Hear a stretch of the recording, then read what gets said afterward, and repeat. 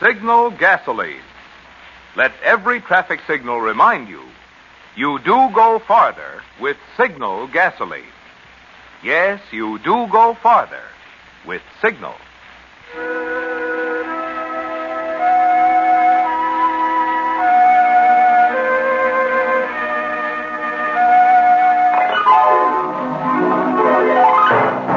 The Signal Oil Company and your neighborhood Signal dealer bring you another curious story by The Whistler.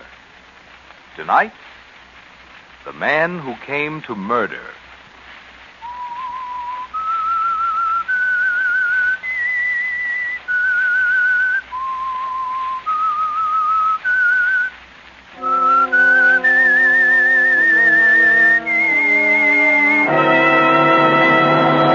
I am the Whistler, and I know many things, for I walk by night. I know many strange tales hidden in the hearts of men and women who have stepped into the shadows. Yes, I know the nameless terrors of which they dare not speak.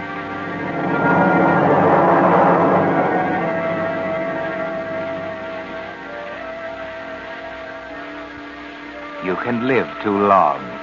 Did you know that? Oh, yes. Especially if you have money, a lot of it, and heirs. Like Ellen Hargrove. Miss Ellen has a lot of money left to her at her husband's death years ago. She lives in a great Victorian house just outside of town. She has been a helpless invalid ever since she had that terrible heart attack just a year ago. Nobody thought she could live. Yet there she still is in the great carved bed in the second-floor bedroom. This morning, there are 3 people in the bedroom beside Miss Ellen. There's Mrs. Merton, her devoted housekeeper, Dr. Stone, who has come to make another examination, and Wendell Robinson. Wendell has shown the most touching anxiety about Miss Ellen all through her illness. He's her nephew and heir. Now, a deep breath, Miss Ellen.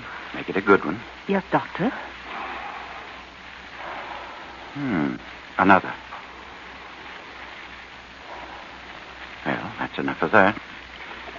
Now, let's check that pulse again. But you've already taken my pulse. Any good reason I shouldn't take it again? I like to hold a lovely lady's hand. You? Oh, Dr. Stone. What a thing to say to an old woman like me. Still, I suppose we're never too old to be flattered. Well, Ellen, you aren't old. That she isn't, Mr. Wendell, and never will be. Miss Ellen's got a heart in her as fresh and sweet as a child. All right, Mrs. Merton, I've finished. Let me have my bag. Right here, Doctor. Dr. Stone, is there any change? Yes, Doctor, how about it? Want the verdict, do you? Ellen Hargrove, you've made a liar out of me. What? I don't... A year ago, I said you couldn't live a month, and here you are, frisky as a lamb in the pasture. You mean she isn't going to... She'll live? Exactly. She'll have to take it easy, of course, avoid excitement, fatigue, but with proper care, she'll live to be 100. Oh, Dr. Glory Stone. be. Didn't I tell you, ma'am? Just you do what the doctor tells you, I said, and you'll be on your feet again.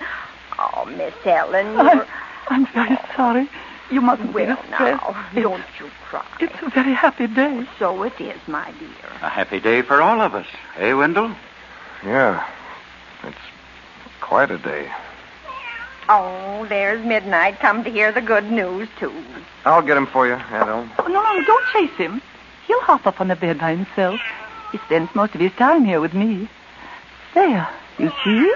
Now lie down, boy. It's all right. Come along, Wendell. All Time we right. were off. Good news can be as hard on the nerves as bad. Miss Ellen needs to rest now. But you'll both come back to dine with me tonight.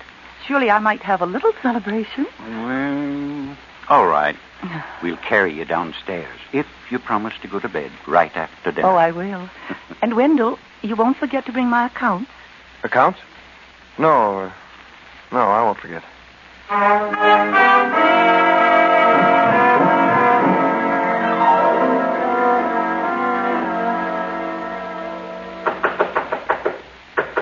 Hold your horses, can't you? I'm coming. Well, who is it? Open up, Will. It's me. Wendell. Oh, wait a minute. Oh, you crazy fool coming in here in the daytime. Suppose somebody spotted you. The old woman catches on we're married, she'll cut you off without a thin dime. Shut up, will you? She isn't going to die. What? Oh, you're crazy. The doctor... Yeah, he said. Now he says she'll live to be 100 if she takes care of herself and avoids excitement. And that's not the worst. Nothing could be worse. She wants to check up on her accounts. After a whole year of leaving them in my hands, she's got to see her bank statements tonight. You know what'll happen. She'll find out about those checks I raised. Well, we got to get out of here. Snap out of it, Wendy. How'll she know it was you raised the checks? Other people have cashed them for her. That housekeeper, even her chauffeur. Well, she'll find out somehow and send me to jail. You don't know her like I do. Listen to me, Wendy. You take her those statements tonight. You're out of your mind. No, she won't be able to prove it was you raised the checks. You or one of those servants she's so crazy about. Not tonight, she won't. But no matter who raised them, it ought to be quite a shock to the old girl. Remember what the doc said. Avoid excitement. Just like that. Well, you're a wonder. I don't think she'll be around tomorrow to do any finding out.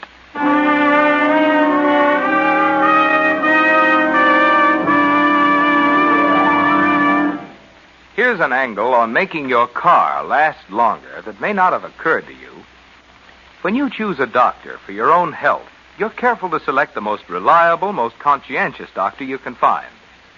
Well, to keep your car healthy, it's just as important to select a service station operator who's conscientious and experienced at the job he's doing. Which explains why so many drivers these days are switching to independently operated Signal gasoline stations. You see, each Signal dealer is in business for himself. Servicing cars is his permanent work, and naturally he wants his business to grow. So he has a personal interest in pleasing you so well, you'll come back again and again and be his steady customer. As a result, you get not just the minimum service you ask for at your Signal gasoline dealers, but also those little unasked-for extras that can make such a big difference in the life of your car. With the average car on the road today over 7 years old, this conscientious, thorough Signal service is more important to you than ever before. More reason than ever why you should make it a point soon to get acquainted with your neighborhood Signal gasoline dealer. And now, back to the Whistler.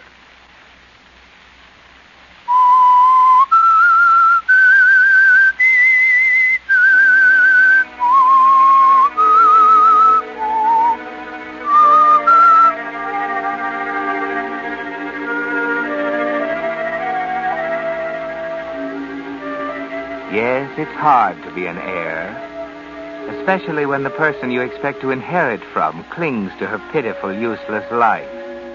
It makes you nervous. After a while, you might even step up beside death and guide his groping hand. Pity the doctor's going to be there. You won't want him around, will you, Wendell? Still, you can take care of the doctor all right, can't you, Wendell? Or can you? Hello, Aunt Ellen. All right to come in? Certainly, dear boy. Oh, hello, Dr. Stone. Beat me here, did you? A few minutes. Well, Aunt Ellen, here are your bank statements. The cancel checks, too. Dear me, what a lot of them. Just lay them here on the bed beside me. Oh, one moment. Midnight. You'll have to get down. No, I'm sorry. I shall need room for my papers. Down. Now, the papers. Thank you, Wendell. If you'll excuse us, Dr. Stone, we'll just run through this stuff. Mrs. Merton's left a decanter of sherry in the library. Oh, no, Wendell. You and the doctor must have your wine together.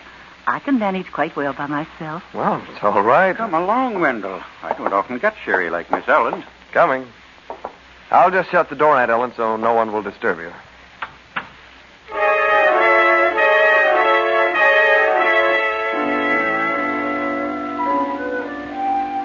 So it was easy to get the doctor out of the room after all. Here he is, shut up with you in the library. And upstairs, your aunt is shut in her room alone, where nobody can hear her if she cries out. You're congratulating yourself, aren't you, Wendell? It's working out as smooth as butter. More sherry, Doctor? By all means. Second glass can't hurt me. Oh, not of this stuff. Grand wine. Uncle laid it down right before I was born. Are you sure it's all right? What, the wine? No. Aunt Ellen. Letting her work over those statements. Why wouldn't it be all right? Well, you don't think it might excite her too much? Bring on another attack? Your concern is admirable, my boy, but there's very little excitement in bank statements. I didn't mean excitement. tired, that's the word. She might overdo. Nonsense. Miss Ellen will be all the better for knowing exactly where she stands. And by the way, she was just telling me how proud she is of you. Of the way you've changed, taken things over, and dropped that young woman. I'm sure it helped her condition a lot. Excuse me, Mr. Wendell. Miss Ellen would like to speak to you in her room. Aunt Ellen? How did you know? She told me herself just a moment ago. Excuse me, Doctor. Surely. You needn't come up, Mrs. Merton. Oh, it's no bother to me. I was going up anyway to tidy Miss Ellen for the evening. You stay here, do you understand? My aunt sent for me. Well, Yeah, I mean, there'll be plenty of time to get her ready after I come down.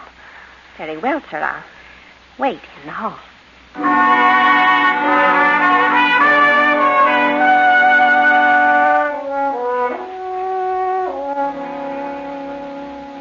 Careful there, Wendell. An heir shouldn't make mistakes, not when he's helping his beloved aunt out of the world. The doctor and Mrs. Merton looked at you very strangely just then. Better not trust those nerves of yours too far. Better make sure the old woman dies now. You want to see me, Aunt Ellen? Oh, well, no. Come here, please. I made a disturbing discovery. Most disturbing. Why, what's the matter? Well, it doesn't seem possible, but I believe the bank must have made a mistake. A mistake? The bank? Oh, come now, Miss Ellen. I know it seems strange, but there can't be any other explanation. There's got to be.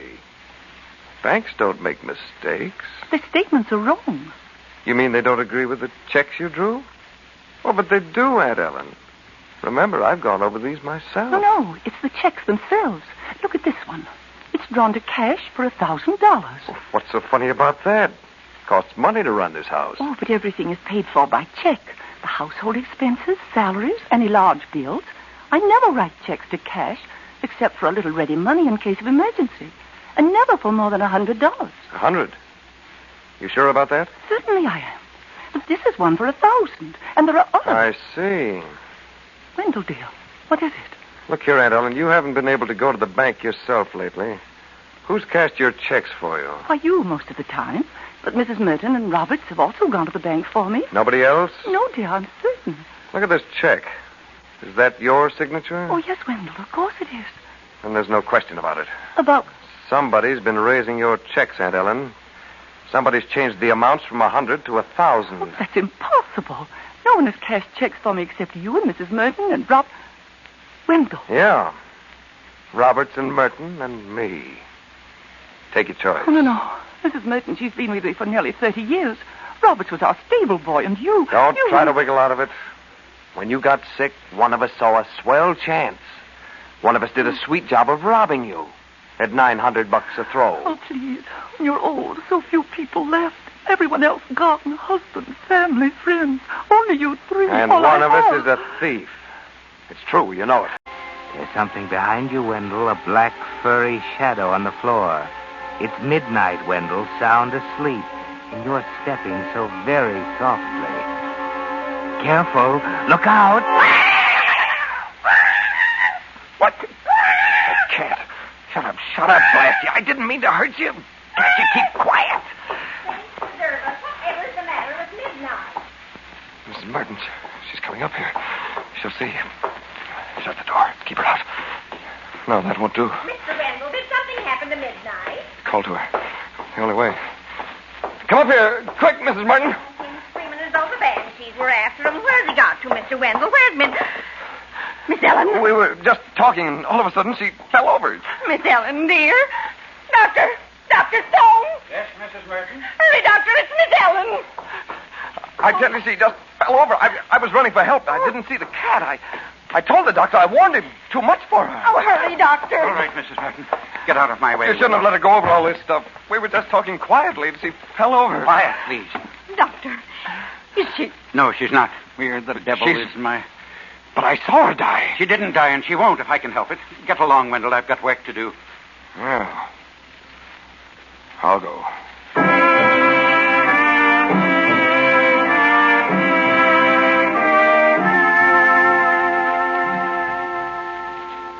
Too bad, Wendell.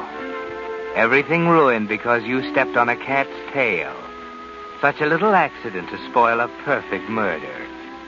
The doctor told you to get out, didn't he? Well, you're going. Out of the room, out of the house, like a scared child making for home. And Lil. Poor Lil. She expected a lot from you, Wendell. Money and security for the rest of her life. But she knows the moment she sees your face. If I could just kept the doctor out a few minutes longer. It was going swell, Lil. She was dying, I know it. If only Oh, the cut it doctor- out. What's the use of crying? The doctor got there too soon, and that's all there is to it. No, it isn't all. She knows now that somebody's been after her money. She'll track us down. What'll we do, Lil? You name it. Listen, we can't get away. We've got hours. All night, maybe longer. The doctor won't let Aunt Ellen talk, sick as she is. The police will never catch up with us. Don't kid yourself. They always catch up. Oh, we just can't sit here. When she wakes up tomorrow, we're through. If she wakes up tomorrow. If she... Lil. What's the matter with that? She's had a shock, hasn't she? She might die in spite of everything the doctor can do. She might die in her sleep, perfectly naturally. And if she doesn't? Yes. If she doesn't. It'd be her own fault. She ought to have died a year ago. That's my Wendy. There can't be any tomorrow. All right, Lil. Good guy. Can you get in the house? Easy. She keeps her window open for the cat. There's a big oak tree outside. I can let myself down from a limb to the balcony. Wait a second. Won't there be a nurse with her? Not a chance. Aunt Ellen can't stand having a nurse in the house. Says they make her nervous. Mrs. Merton takes care of her. The housekeeper? Will she be in the room? Why should she be? Her own room's right across the hall. The doors are kept open. Door's open, huh? You'll have to be awful quiet. I'm not taking a brass band. I thought... a knife? A knife? Use your head. It's dark as pitch already. No moon and an overcast sky. You weren't thinking of putting on the light. No, The gun? And wake up the whole house. What you need is a sock. A sock? Yeah, a good strong one. Like those wool things your aunt knits for you. Sure, one of them will do it. Fill it with pebbles and tie it tight. Even dark as it is, you ought to be able to make out her head on the pillow. Just one soft thump. Yeah, one ought to do it. She'll die easy. Hey, listen, though. Suppose somebody sees me. Late at night in a hick town. Folks around here go to bed with the chickens. Besides, you'll have an alibi. Alibi? Yeah. We're going to leave my place now and go to your rooms. We're going to make good and sure somebody sees us. Later on, you'll slip out. But I stay, see? And when they come to tell you about your aunt, I can swear you haven't left the place. And nobody will be able to prove a thing.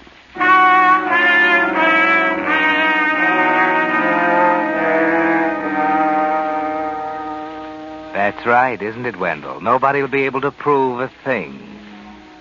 So you walk brazenly down the street with Lil. And just outside your apartment, you run into an incredible piece of luck. Things are breaking just right. For there you meet Mr. Leary, the town constable. Oh, evening, Mr. Leary. Huh? Who's that? Oh, it's you, Lil Edwards. Mr. Robinson. Yep, that's me, all right. Well, come on, Lil. Here's where I live. Is he going to see you this time of night? Listen to him. What's it to you, Constable? Yeah. Anything wrong with asking a friend in for a drink? Well, it's your own business. But the old lady out the big house ain't going to like your taking up with Lil again. Yeah, like you said, it's my business. Come on, Lil. Get the door open fast. Yeah. Swell. He saw us come in. Oh, as soon as he's out of the way...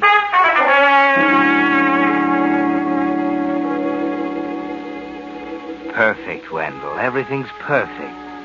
When he's gone, you slip out and go. The big house is quiet. The windows are dark. You slip off your shoes, swing yourself up into the oak tree, edge along the big limb over the balcony. Let yourself down now, easy, without a sound, beside your aunt's open window. Step over the sill. It's darker than ever in here, isn't it, Wendell? Pause for a moment, staring toward the bed, until your eyes make out a blur on the pillow. 3 light steps in your stocking feet as you tug something out of your pocket. Now.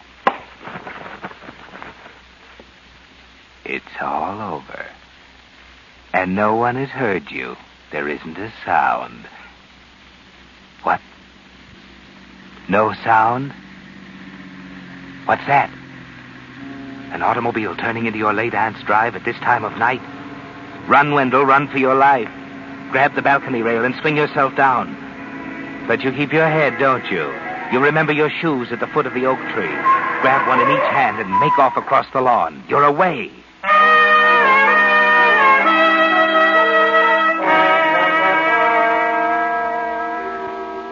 Back at your place, you tell Lil what happened, and the two of you prepare for what's sure to come. You've got to make it look as if you haven't been out. So, put on slippers, get that cold chicken from the icebox, bring in the carving knife, carve off a slice. Settle down with a sandwich, relaxed, comfortable. You and Lil, just two people spending a quiet evening together. And soon they are outside. Lil, they're here. Here, take a knife. Carve me a piece of chicken, quick. Oh, what are you going to do? As I say, and stuff something in your own mouth. Take it easy out there. Well, look who's here. Come right in, gentlemen. You got company, Wendy. Dr. Stone and the chief of police. Well, Dr. Stone, what are you doing here? Aren't you surprised to see me here, too? What? Oh, well, sure I am, Chief. I didn't. Wendell's worried about his aunt. Maybe he thought she was worse, Dr. Stone coming here. That's it. She's all right, isn't she? I'm afraid not. What does that mean? Might as well tell him straight out, Doc. Awful thing happened out the big house tonight. Somebody broke into your aunt's room. Broke in? You mean a prowler? Might be. Nothing was taken. But maybe Doc's car scared him away before he could look. Or maybe he came on purpose to murder her. Murder? Is that Ellen dead? I'm sorry, Wendell. Oh, that's terrible. Oh, poor Wendell. But I don't understand. Who would want to kill Aunt Ellen? That's what I wondered. Figure on finding out, too. We'll get him all right. And when we do... Not you, Mr. Robinson. Me. Don't reckon I'll have much trouble. The fella left the murder weapon behind him. What? Wendell. Yep. Must be a shock when a car drives right up while you're doing murder. Fella needed both hands to swing down off that balcony. Maybe he never knew he dropped it. Ever seen anything like this before? It's just a sock, an ordinary sock. Not ordinary. This one's hand-knit. Know anybody that knits socks around here, Doc? Yes, Miss Ellen. That's so. Well, who'd she knit them for? For Wendell. What are you up to? You can't blame me for this. I never saw that sock before. Sure about that? Mighty fine wool in this sock. Expensive. Don't know as anybody in town, but Miss Ellen could afford it. Mrs. Merton says she ordered it special from New York. Merton's a lying old troublemaker. I tell you, I never saw it before. Of course not. As far as we know, it's just an ordinary sock filled with pebbles. Well, now, ain't that interesting? You never saw it before. Then how did you know it was filled with pebbles? What? I didn't. I said so before witnesses. They're always filled with pebbles. Or dirt or sand. You'd have to feel to know which, unless you mixed it up yourself. I don't know anything about this. You haven't got a thing on me. Only your own confession that you knew what was in this sock. I don't know a thing about this, I tell you. I'm getting out of here. Yeah, we'll all get out, down to the station. I came to arrest Wendell. Now, you'll go along as an accomplice. Accomplice? You know what an accomplice gets? Same thing as the murderer. Death in the gas chamber. No, I didn't have anything to do with it.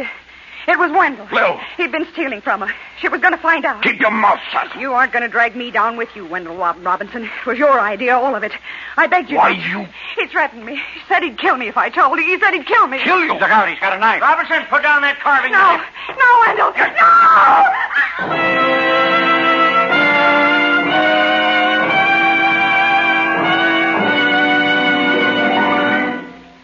The Whistler will return in just a moment with the strange ending of tonight's story. Meantime, here's some hot weather motor mathematics for you drivers to think about. Take the temperature of the day, add 2,800 degrees, the temperature inside the average cylinder head. That adds up to a lot of heat. A mighty good reason why car cooling systems should be in tip-top shape to protect motors through summer driving. How's yours? If it hasn't been inspected recently, your Signal gasoline dealer will be glad to do it for you. Perhaps your radiator is choked with sludge and rust.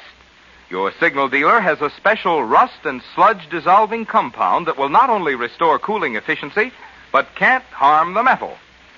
Another thing, he has a radiator sealer to stop small leaks, and a rust preventive to protect radiator and motor from further corrosion. If you need a new water hose or fan belt, your signal dealer has the finest heavy-duty quality, and he will install them while you wait. You see, your signal dealer is much more than a place to buy Signal's famous Go Farther gasoline and fine lubricants. Wherever you see Signal's yellow and black circle sign, there you'll also find complete, conscientious Signal service to help your car run better, look better, and last longer. And now, back to the Whistler.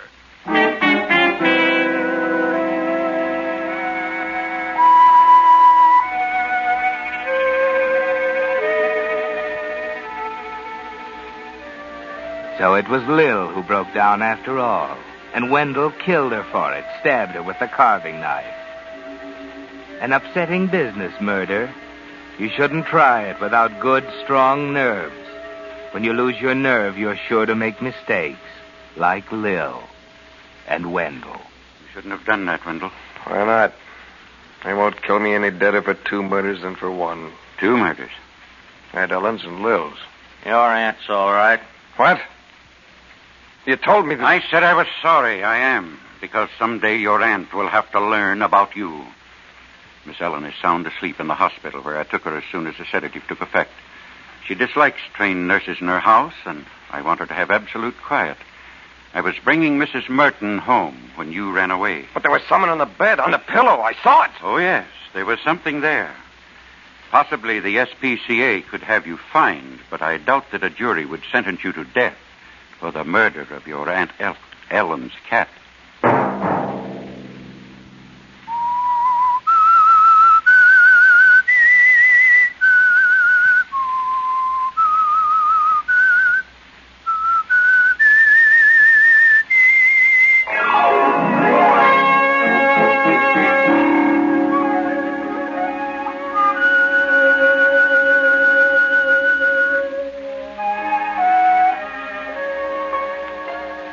Next Monday at 9 o'clock, The Whistler will bring you another strange tale.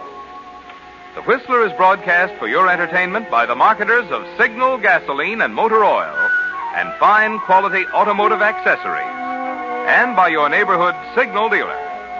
This program, directed by George W. Allen, with tonight's story by Sally Thorson, music by Wilbur Hatch, is transmitted to our troops overseas by the Armed Forces Radio Service. This is Marvin Miller speaking, and suggesting that you let every traffic signal remind you that you do go farther with Signal gasoline. Yes, you do go farther with Signal.